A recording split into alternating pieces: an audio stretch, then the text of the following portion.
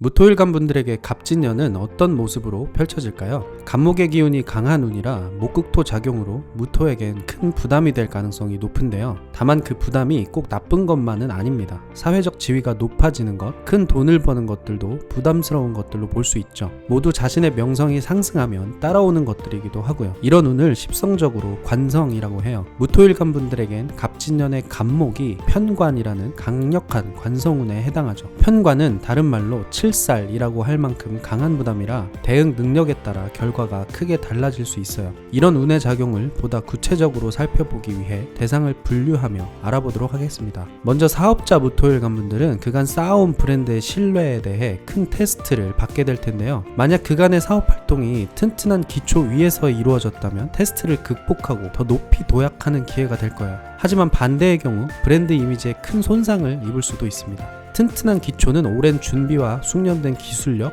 노하우 등이 만들어내는데요. 여기서 오랜 준비의 힘은 신강함과 뚝심에서 나오고 숙련된 노하우는 인성의 도움이 필요하죠. 그래서 사주가 신강하고 인성이 발달한 무토일간 사업가분들은 브랜드 파워가 크게 상승하는 운으로 볼 수 있어요. 반면 사주가 신약하고 인성이 없을 경우 사업의 본질에 대해 강한 의구심과 질책을 겪을 수 있죠. 화려한 마케팅 대비 품질이 떨어질 경우 컴플레인과 혹평, 비방 등에 노출될 수 있어요. 혹은 과거의 실수나 개인사 등에 대한 질타 같은 것일 수도 있죠. 이러한 브랜드 이미지 손상은 편관이 부정적으로 작용할 때 벌어지는데요. 사건이 이미 일어난 상태에선 현명한 사후 대응이 중요하겠죠. 해명이 필요한 부분은 적극적으로 해명하고 인정할 건 빠르게 인정하는 진정성과 겸손한 태도가 매우 중요해요. 만약 잘못한 부분이 있었다면 상응하는 사과와 보상을 확실히 해야 하죠. 사후 대응에서 최대한 신뢰감을 회복하는 것이 관건입니다. 결코 하지 말아야 할 건 시장을 속이려는 행위예요. 시장은 십성적으로 재성인데요. 재성은 내가 극하고 통제하는 대상이기도 하죠. 시장은 탄탄한 신뢰가 있는 상태에선 마치 내가 통제하는 대로 움직여주는 듯 느껴져요. 하지만 신뢰가 깨지면 설득력을 잃고 통제력은 금세 상실되고 맙니다. 여기서 어설픈 거짓말로 시장을 설득하려 한다면 가스라이팅으로만 여겨질 뿐 극심한 반발을 일으킬 수 있죠. 오히려 문제를 키워버리는 재생살 작용을 만드는 거예요. 어설픈 공감과 동정을 바라기보다 당장의 손실을 감수하더라도 뒤탈 없는 정확한 처신이 중요하죠.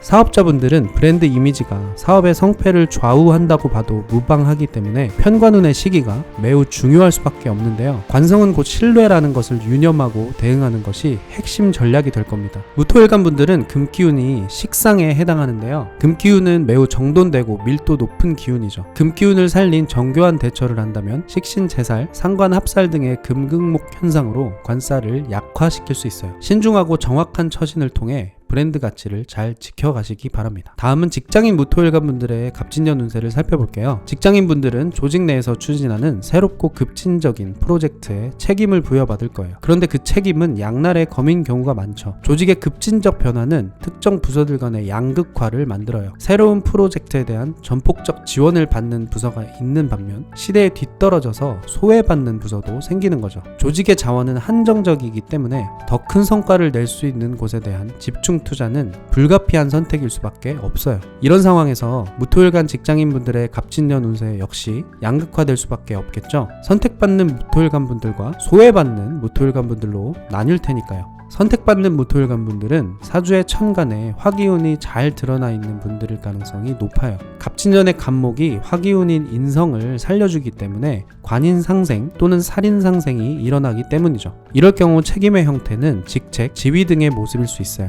높은 지위는 그만큼 큰 책임을 의미하는 거니까요. 윗사람들로부터 인정받게 해주는 십성인 인성이 관살이라는 인물을 만나 구체적 책무가 주어지고 명예가 올라가는 거죠. 또한 목생화의 기운이기 때문에 에너지가 높이 솟구치고 멀리 퍼지게 됩니다. 유명세를 겪는 거죠. 이와 반대로 소외받는 무토일간 분들의 사주는 갑목 편관을 감당하기 어려운 구조일 겁니다. 사주가 신약한 상태에서 인성이나 식상이 없는 경우이죠. 이러한 사주의 무토일간 분들은 조직의 급격한 변화 속에서 이해관계상 불이익을 당하는 위치에 있을 가능성이 있어요.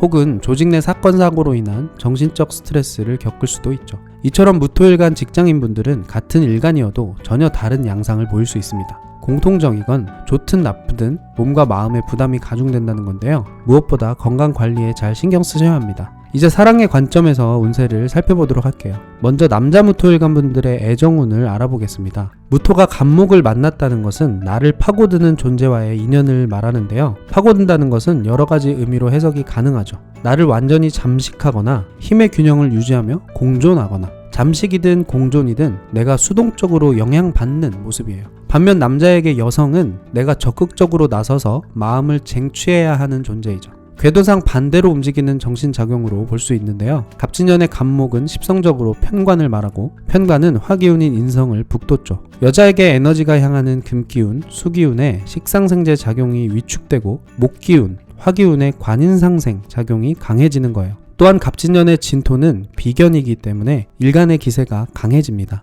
이 역시 여성을 의미하는 십성인 재성을 약화시키죠. 따라서 갑진년 무토일간 남성분들은 연애나 사랑보단 자기 자신 또는 자신의 가치 상승에 더 관심이 많아지는 운세로 볼 수 있어요. 기존에 연인이 있으셨던 분들은 그로 인한 갈등이 있을 수 있고, 없으셨던 분들은 연애에 대한 관심이 줄어들게 되죠. 하지만 예외는 있습니다. 사주 내에 자수가 있는 경우인데요. 수기운인 자수는 무토일간에게 십성적으로 정제에 해당돼요. 정제는 이성과의 안정적인 관계를 의미하죠. 원래 갑진년은 수기운의 설기, 입고 등의 작용으로 재성이 약해지는 흐름이지만, 자수는 갑진년의 지지 진토와 합을 하기 때문에 그 작용이 살아있게 됩니다. 이럴 경우 연인과의 안정적인 관계가 오히려 자신의 성장까지 도와주는 이상적인 모습으로 나타날 수 있죠. 결론적으로 갑진년의 무토일간 남성분들은 자신의 성장이 우선이에요. 그렇기 때문에 연애나 사랑은 우선순위에서 밀리는 흐름이죠. 옳고 그름의 문제도 아니고 중요성을 가르는 문제도 아닙니다. 각자의 상황에 맞게 자신을 위한 선택을 해나가시면 되죠.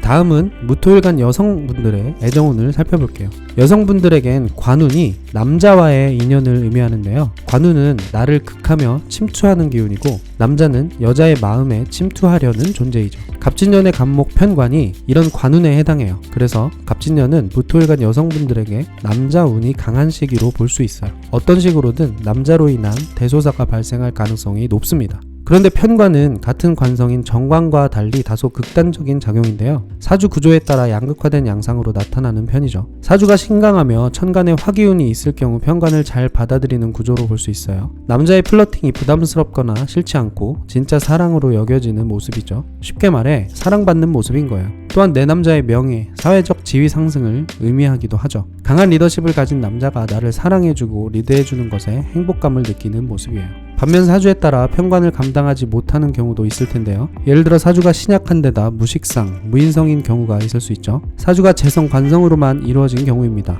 이럴 경우 편관은 매우 부담스러울 수밖에 없는데요. 재생살 작용으로 편관이 너무 극렬해지기 때문이죠. 다양한 이유로 남자로 인한 자존감에 상처를 입을 수 있는 모습이에요. 싸움, 이별 등의 상황에 놓일 수 있죠. 또는 사회적으로 성공하게 된 남자가 오만해져서 갑질하려는 모습을 보일 수도 있어요. 이런 상황에 놓인다면 무엇보다 중요한 것은 자존감 지키기예요. 모든 일은 그저 경험일 뿐이라는 걸 잊지 말아야 합니다. 결론적으로 나쁜 운세는 아무것도 없다는 것을 성장의 계기로 여기고 쿨하게 넘기면 그만이죠. 그리고 그 다음 해인 을사년은 좋은 운으로 흐르기 때문에 1년 만에 모든 것은 정상화될 거예요. 순환의 이치 속에서 고통과 즐거움은 반복되며 나타납니다. 추구해야 할 것은 성장뿐이죠. 성장했다면 모든 운은 다 좋은 운입니다. 여기까지 무토일간 분들의 운세를 살펴봤고요. 갑진년 역시 성장하는 한 해 되시기 바라며 이만 마치겠습니다. 감사합니다.